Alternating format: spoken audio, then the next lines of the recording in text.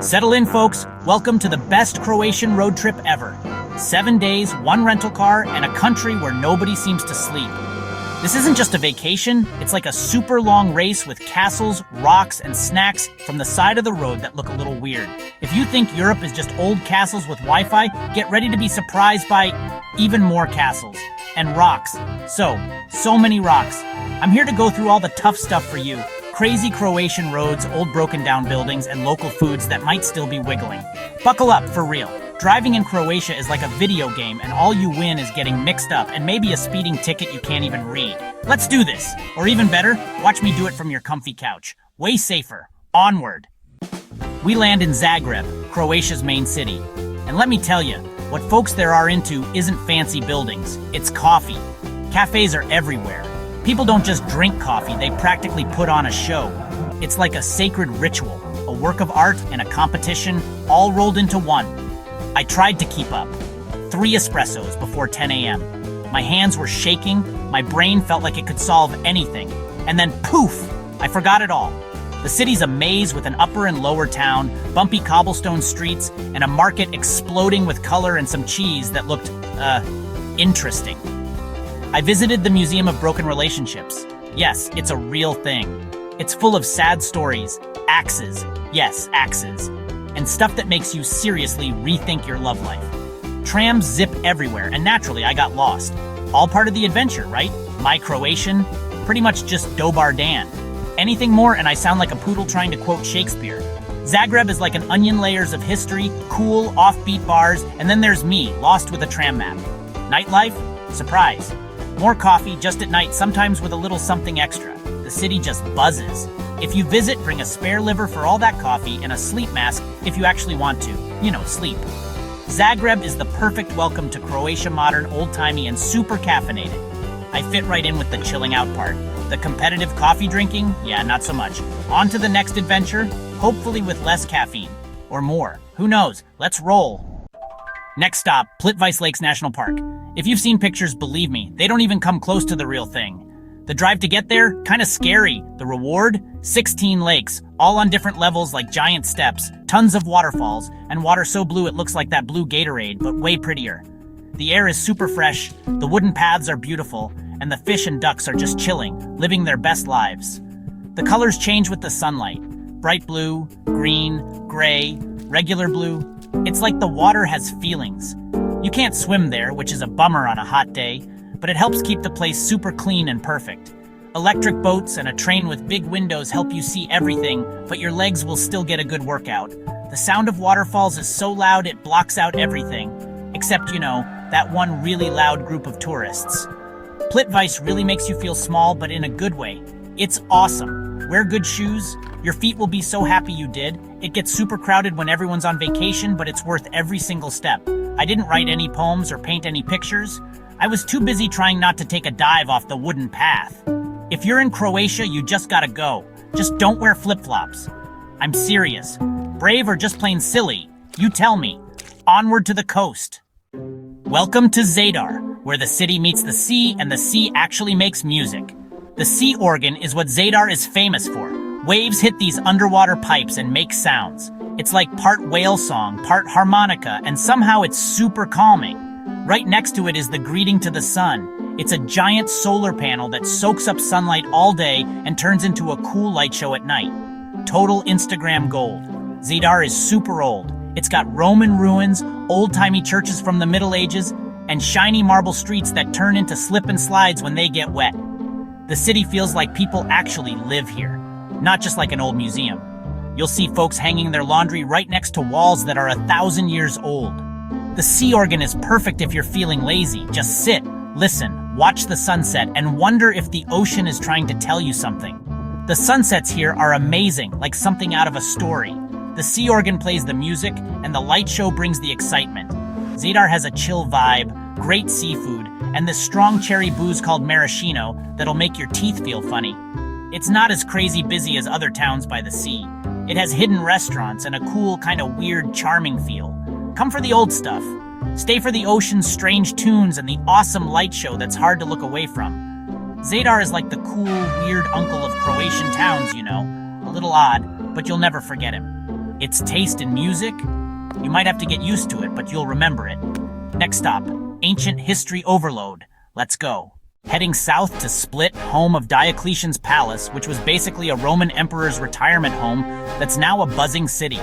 This isn't just some old palace, it's like a whole city inside another city, jammed with shops, apartments, and tons of tourists taking selfies.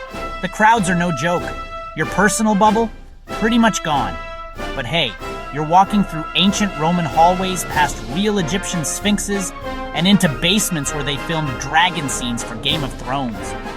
Old stuff and new stuff are all mixed together. Roman walls with satellite dishes on them, and apartments stuck right onto historic buildings. The palace is a big maze, with secret little yards, small churches, and so many lavender shops. I think I permanently smell like lavender and old rocks now. The Riva, that big walkway by the water, is the spot to take a walk, drink some coffee, and watch the ferries. The seafood here is amazing. I think I'm turning into a fish. Split is wild, full of life, and totally one of a kind.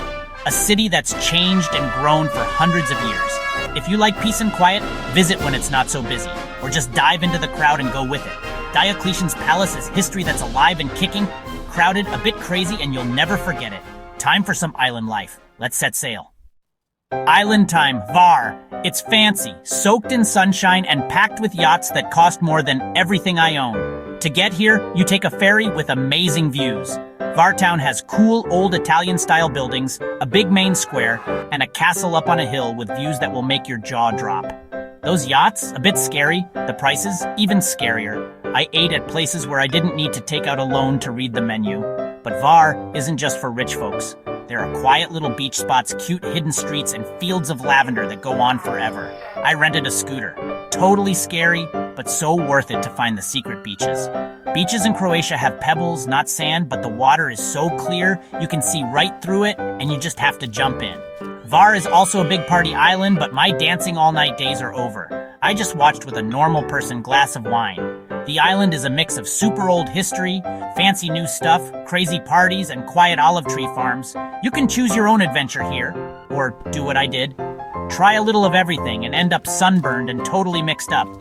Var beautiful. A little confusing, but definitely worth checking out. Next up, Marco Polo country. Let's go exploring. Next up is Korčula, where they say Marco Polo was born though. Kinda like how every old pub in England says Shakespeare drank there, everyone wants to claim Marco Polo. The town is like a little jewel from the Middle Ages, full of Marco Polo museums, shops, and even Marco Polo ice cream. Is that really his house? Your guess is as good as mine, but it makes for a good story. Korčula is called Little Dubrovnik because of its big walls and smart street layout. It has a cool old vibe like something out of a Robin Hood movie, but I just wore my regular tourist clothes. I tried some local wines, Posip and Gorak. Trying to say the names is half the fun, drinking them is the other half. The Maresca sword dance is something you gotta see. It's exciting, super athletic, and loud. I got tired just watching them. The beaches have pebbles, the water's clear, and the quiet little coves are perfect for getting away from all the Marco Polo stuff. Korčula is a mix of old stories, real history, and seriously good seafood pasta. Did Marco Polo really come from here? Who really cares when the wine is this good and the stories are even better? I left feeling smart, a little bit buzzed, and still not sure about Marco Polo, but hey, that's traveling for you. Time for the grand finale, Dubrovnik. Let's finish strong. Dubrovnik. They call it the Pearl of the Adriatic, but you probably know it as King's Landing from Game of Thrones. It's also Selfie Stick City for all the fans. The city walls shoot up from the sea like something out of a fantasy book. You walk in through Pile Gate and bam, you're swimming in a sea of tourists and dragon souvenirs. I totally jumped into the Game of Thrones craziness. People in costumes everywhere. And walking on the city walls gives you awesome views of real history and famous spots from the show. But Dubrovnik is way more than just a TV set. It used to be its own country called the Republic of Ragusa, with fancy palaces, old monasteries, and stories way older than any TV show. Take the cable car up Mount Seanyard for amazing views of the old town, Lokrum Island, and a whole line of giant cruise ships. The food? Awesome seafood if you can find the right spots, and lots of bread to keep you going while you explore. Dubrovnik is beautiful, but man, is it crowded. Go early in the morning or late in the day and try to get lost in the quieter little streets. Try to see the real city, not just the dragons and selfie spots. It's definitely worth it. But yeah, I get it. Taking a selfie with a dragon is pretty tempting. that's a wrap on Croatia. One last stop before we say goodbye. And that's a wrap, folks. 7 days, way too much coffee, tons of castles, and enough bright blue water to make a mermaid super jealous. If you watch this whole thing, high five. You made it through the trip with me, without any of the tired travel feelings or stress from those crazy traffic circles. Go ahead and like this video, subscribe if you haven't, and leave a comment. Make fun of my bad Croatian, tell me your favorite part, or just say hi. Croatia is amazing. So much history, great food, beautiful views, and really nice people. Maybe you'll plan your own trip, or you can just watch this again and pretend you were there with me. It's cheaper, and you won't accidentally make any local gods mad. Thanks for watching. Stick around for my next big trip, where I'll probably get lost all over again. Until next time.